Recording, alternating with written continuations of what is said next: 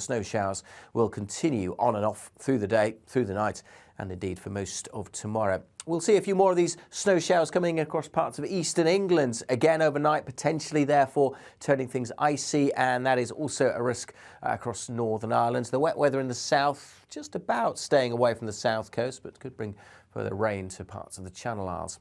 Again, most places just clear overnight, and therefore it will be another very cold start to the morning. Again, you'll be scraping the car windscreen once more. But again, for most, tomorrow will be another bright, crisp, frosty winter's day with plenty of sunshine. But there will be more sleet and snow showers across northeastern parts of England and across northern Scotland, the odd one too for Northern Ireland. Elsewhere, again, generally just fine and sunny with temperatures still below average, 2 or 3 degrees at best, and feeling colder in that wind, which will be strong at times along the far north and the east coast. Another cold one on Friday, but changes on the way. Turning wetter through this weekend. That could bring some snow for a time, but then it is going to turn milder. Bye for now.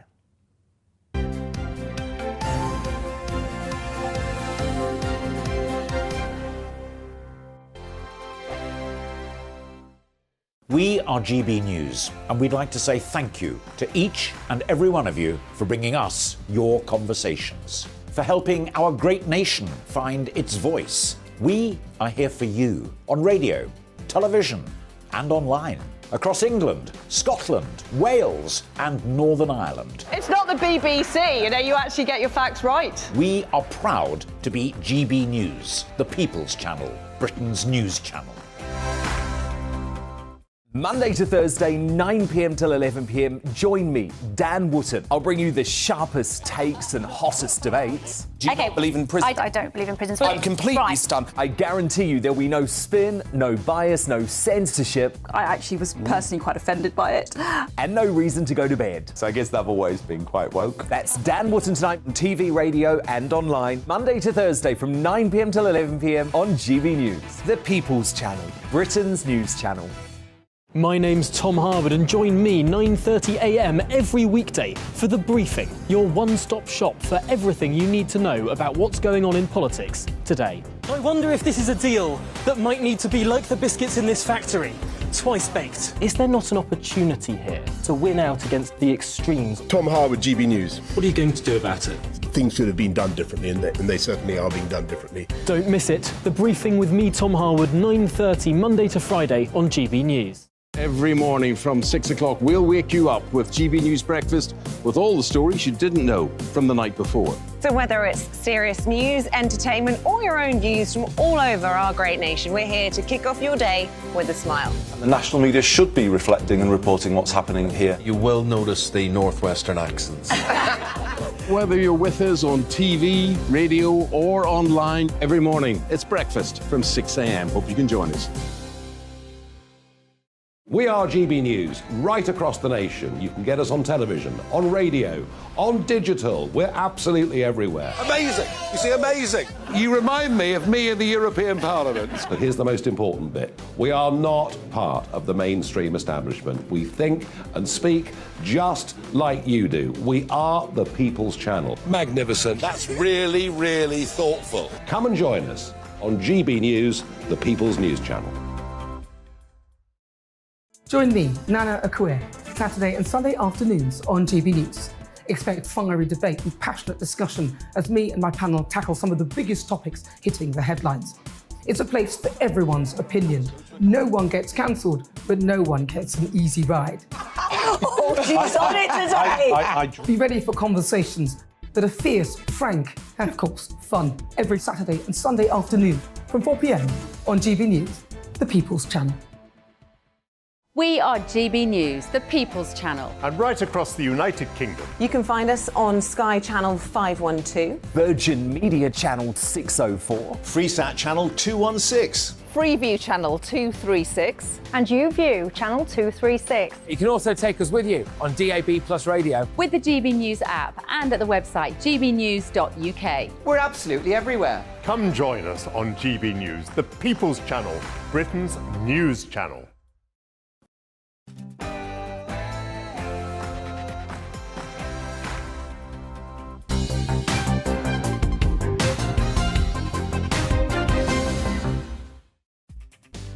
Tragedy in the Channel as a boat capsizes and people are feared dead. We'll be exploring the politics behind the Channel crossings today on this programme. We'll be joined by not only our Home Affairs and Security editor Mark White, but a representative from Amnesty International and David Davis MP. That, and of course this winter of walkouts, the strike action and what's behind it, all to be explored after the headlines.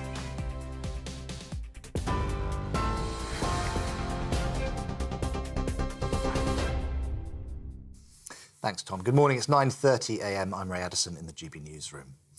GB News understands there are a number of fatalities after a migrant boat capsized in the English Channel, throwing dozens of people into the water.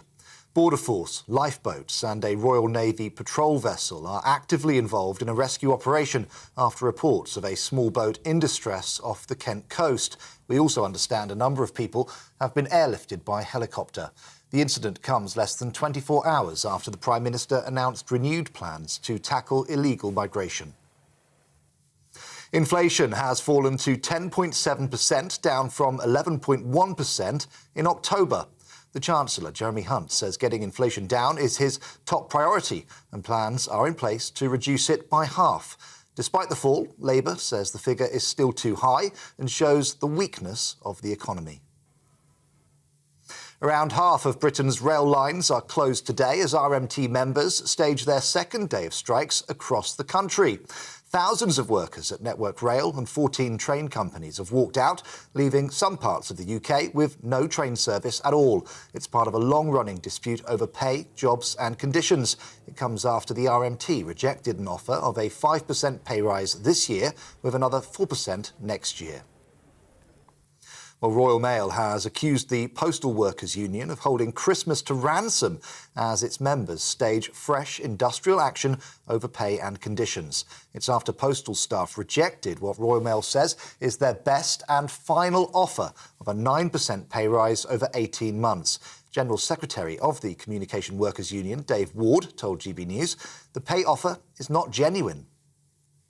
We would accept 9% if it was truly 9%, and that means the full value of 9% on basic pay. The company are not offering 9%. If they were, I'm saying live on air now, we would settle that part of the dispute. We've made that clear to them. We put that in writing. And also, as part of that, by the way, we asked them if they were to confirm that, along with some job security commitments that we've spoken about, then we would have suspended today's strike.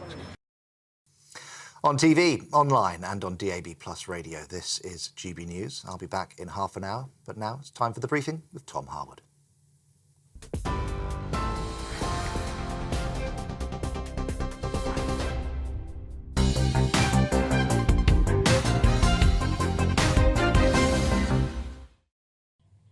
Good morning, it's 9:34 and this is the briefing with me, Tom Harwood, on your TV and your radio.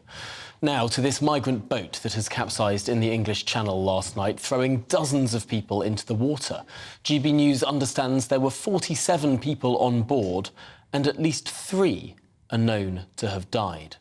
Well, our Home and Security editor Mark White joins us now down the line. Mark, first of all, what exactly is the lay of the land here? Are we certain that there are people who have lost their lives?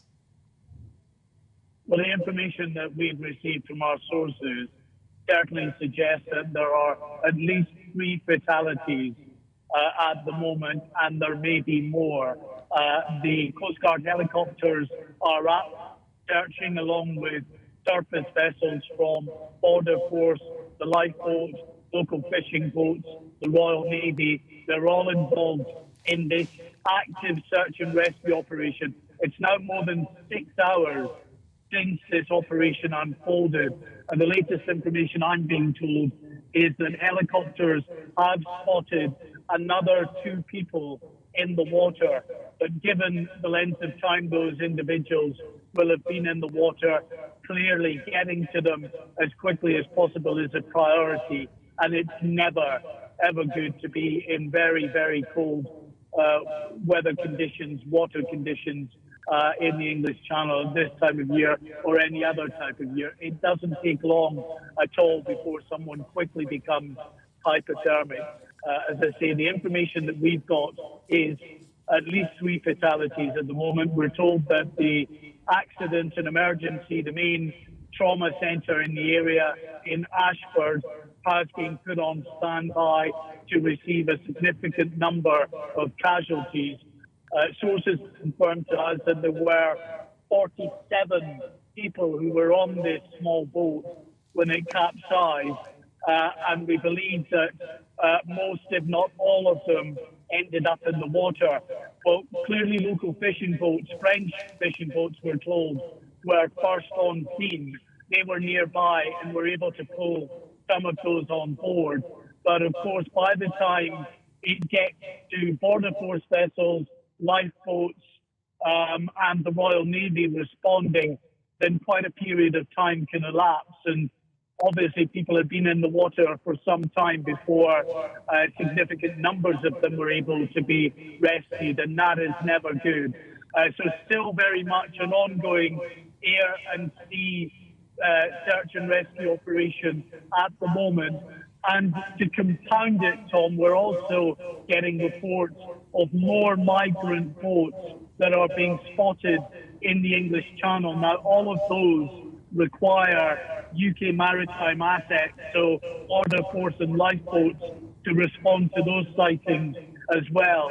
And we're told that there are at least another small boats that have been spotted so far in the English Channel this morning. The reason is simple. We've had a good couple of days of bad weather, which has prevented small boats from crossing. We had about 500 people who crossed over the weekend. Now that the weather has improved, and I say improved, it's all relative.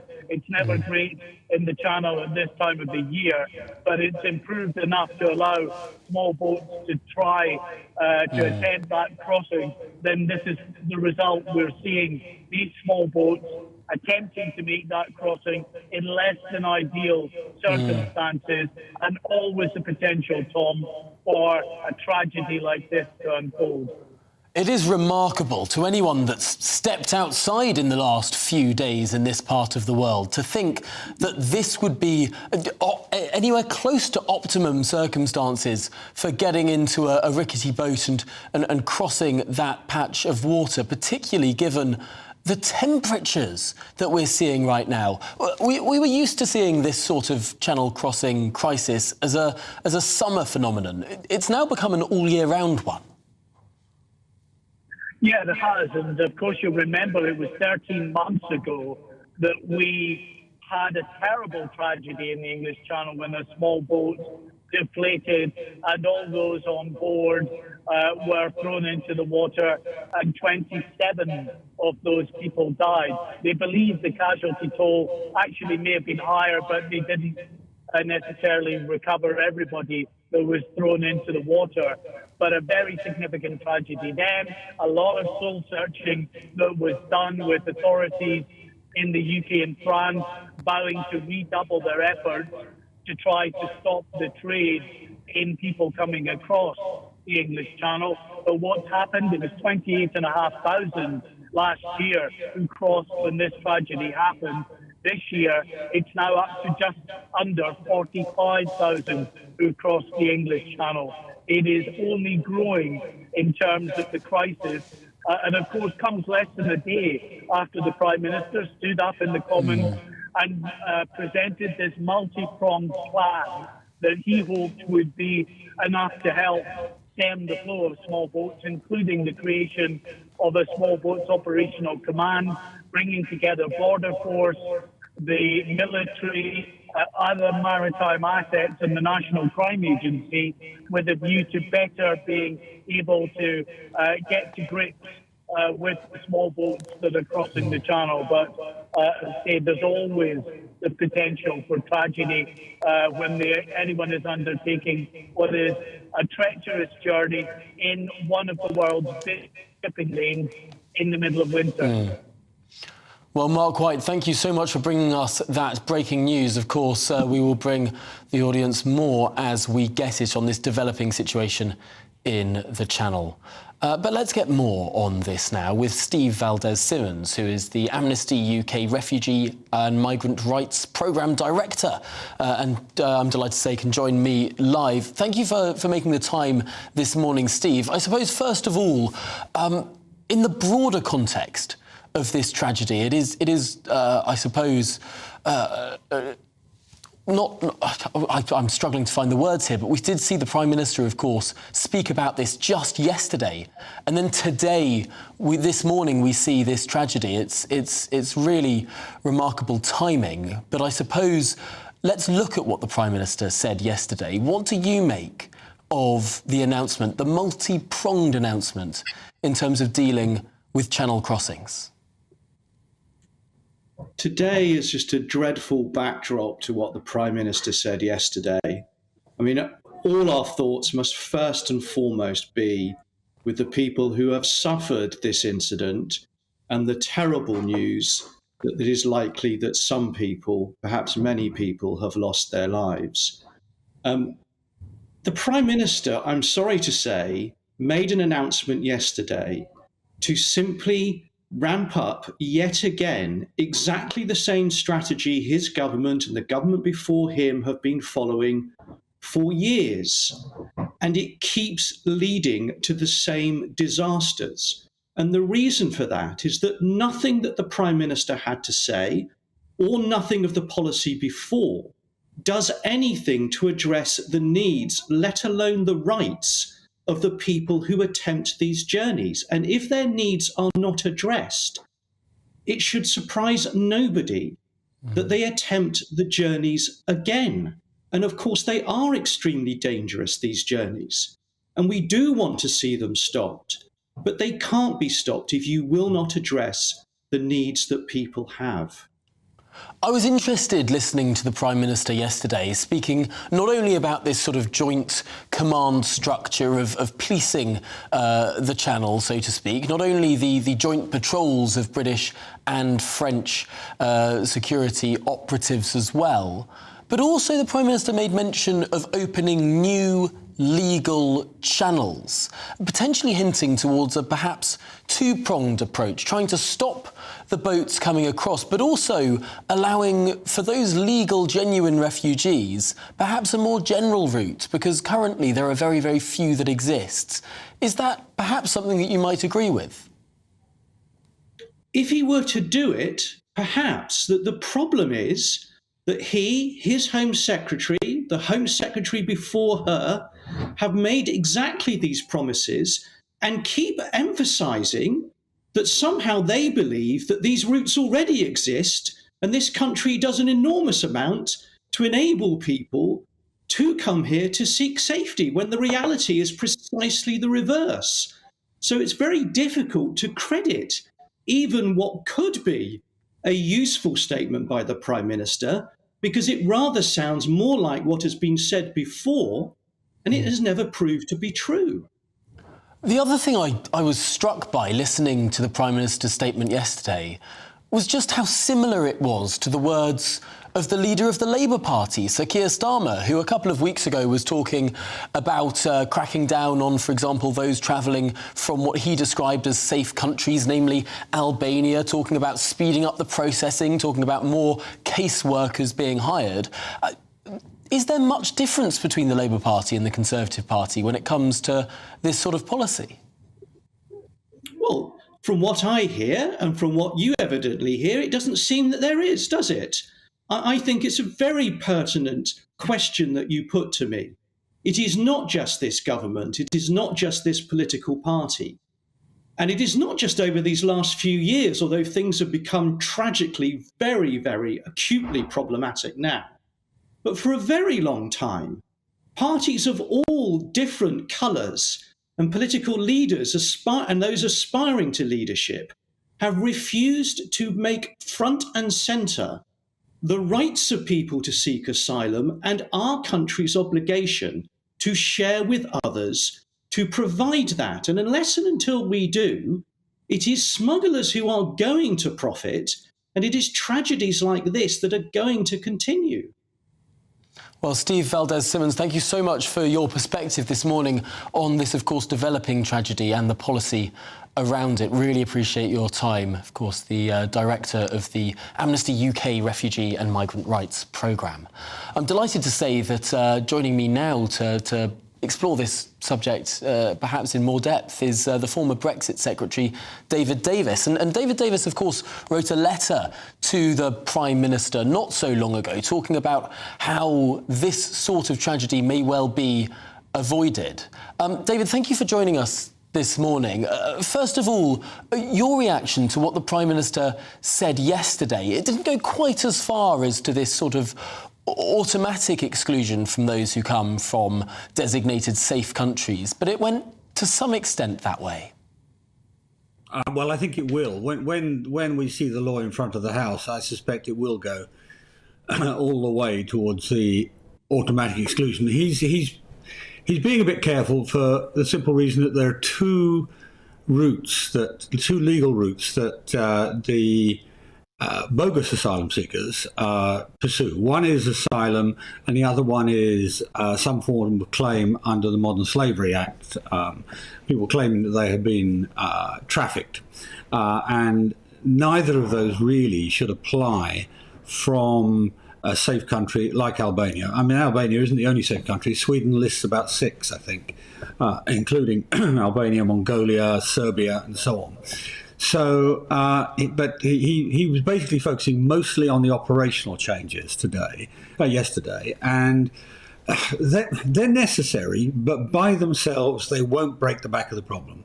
And the reason we wrote, there were 60 MPs. I mean, I was the lead signatory, but there were 60 MPs on that letter, was to just point out the obvious that. Albania is a safe country. It's got fewer references to the European Court in the last 5 years than we do. That most other countries in Europe accept 0 asylum seekers from them, and the only one that's a significant recipient other than us is Italy, which can't control its borders under any circumstances. So the problem is that we have become the soft touch of Europe. And that's what the Albanian gangs who are organising these dangerous cross-channel episodes. They have spotted that, and that's why we've gone from nothing to whatever it is, 14,000 now in less than 2 years. So we have to put that right, and that's going to be critical. I think he knows that. I think he's basically tiptoeing slightly towards it because he's got to get his way through the morass of previous legislation from the Home Office. But this, of course, is all talking about what happens when a migrant or an asylum seeker may get to the shores of the United Kingdom and how quickly people may be moved on, avoiding this farce of people being put up in hotels at the cost of £7 million a day. Is there much evidence that changing the way people are processed when they arrive here might actually stop people attempting this horrendously dangerous journey in the first place? Because there's been a lot of attempts at sort of deterrence, most notably the Rwanda scheme, that simply hasn't seemed to have changed the minds of people attempting the journey in the first place. Well, no, it won't. I mean, the Rwanda scheme isn't working at all at the moment. It's in the courts. But even if it does, you'll get a couple of hundred go to Rwanda out of, well, let's just take the Albanian group alone, out of about 15,000 or so who are already here. So that won't have an effect. I mean, the odds, as it were, favour the migrant. What would have a much bigger deterrent effect is if, let's say, you are a young man living in a village in northern Albania. You want to get a better life for yourself, which is what's motivating all this. These are not bad people, most of them. They're trying to improve their lives. But then somebody pays 5,000 to people traffickers, and 4 weeks later he's back in his home because we've sent him home straight away. And speed matters. I mean, I'm not kidding. I mean, I would be inclined to try and turn them around in a couple of days. And if they have a legal claim, then they might have under the people trafficking laws. If they have a legal claim, give them a free phone number and let them pursue the claim from their own home, which is, after all, if they've been trafficked, where they would want to, presumably, where they want to go back to. That's the way to do it. I mean, not to be cruel to them, but just to say, this will not work. We cannot allow you to do it for two reasons. One is basically we must control our own borders, but also because the people who have got a claim, let us say an Afghan who's maybe been a translator for the British Army in Afghanistan during the war there, and now, of course, will be a subject of oppression by the Taliban government, where he and his family have got, in my view, almost an absolute right to come here. Similarly, we might choose to offer not asylum, but succor and support to Ukrainians. That's an explicit policy decision. We can't do any of those things if our resources are completely mopped up by people who are basically abusing the system, which is what's going on here. So the deterrent effect is much, much more effective if you take people back to their own village. How are they going to know if somebody's in Rwanda? So the Rwanda policy won't work, but the one we proposed will if they do it properly. Well, it'd be really, really fascinating to see the detail of this announcement and just how close it gets to your own proposal. For now, David Davis, thank you so much for joining us here on the briefing this morning. Really appreciate your time. Just finally today to this week of winter walkouts. Who's on strike and when? Well, yesterday, of course, the RMT brought railways to a standstill. Today, the RMT are again disrupting these railways, and the Communication Workers Union have called a postal strike as well. The postal workers strike continues tomorrow, and RCN nurses go on strike as well. Now to Friday, when the trains are back on strike and the highway workers, bus drivers and airport baggage handlers are too. On Saturday, it's the same picture all over again. And on Sunday, a day of rest, well, it's just the airport baggage handlers who are skipping work. Then, there we go, we can just see on the screen the Saturday and the Sunday. Well, that's just this week. Now, some have spoken about the action we're seeing this winter as coordinated. And perhaps there's more to it than simply pay and conditions. Well, the historian Giles Udy has been looking into the background of those agitating for strike action. He's found that figures in the leadership of the RMT, for example, have held positions within the Communist Party of Great Britain and have been linked to militant tendency. Many have declared themselves proud Marxists and even posted internet memes venerating Joseph Stalin. Well, what's the political movement behind this, what some might describe to be movement approaching a general strike? I'm delighted to say that Giles Udy, author and Soviet historian specialising in the influence of communism and Marxism, can join me now. Thank you so much for making the time this morning. Let's just firstly explore particularly the RMT, what many consider to be one of the more hardline unions. Is it a Marxist organisation? Oh, I believe that we are just trying to establish communications there. The Communication Workers Union obviously trying to sabotage today's programme. I believe that Giles can be back with us now in just a moment. But let's take a little recap on what this strike action is, of course, doing today. Not just the RMT who are walking out, but of course we are also seeing the disruption to the communication through postal workers' strike as well. That's one of the particular ones today. And also later this week, the nurses, for the first time in a very long time, on Thursday, nurses are going on strike too.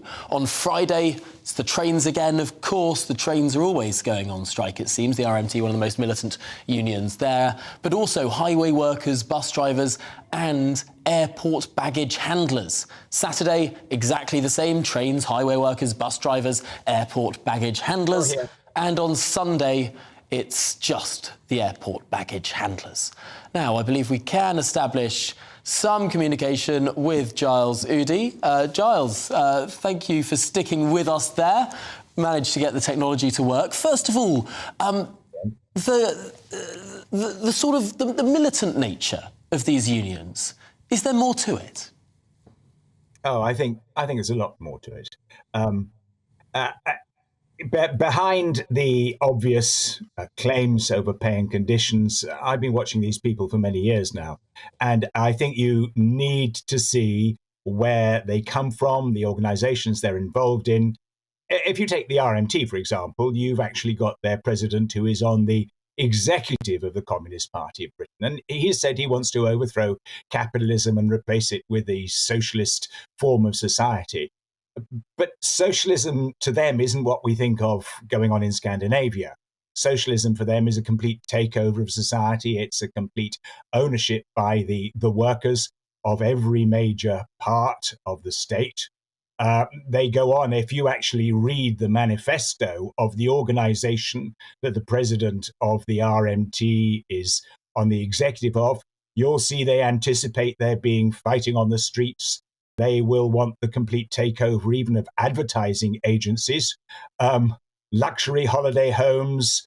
They anticipate purging the ranks of the police, the army, the secret services, the courts, the diplomatic services, replacing their leaders with people who are sympathetic to the revolution, and then re-educating the lower members. I mean, this is student fantasy politics, but these people are currently running the railway system. It's been said that, you know, Mick Lynch may or may not be a Marxist, but if you look at the collective leadership of the RMT, you'll find they all have these links. It's a remarkable, remarkable story. We'll have to explore it when we have more time. We'll have to get you back a little bit later, perhaps, in the week. Sorry about the technical issues that have cut this interview short, but Giles Ude, thank you very much for joining us here on The Briefing this morning. That's it for the show today. Coming up next is Bev Turner Today.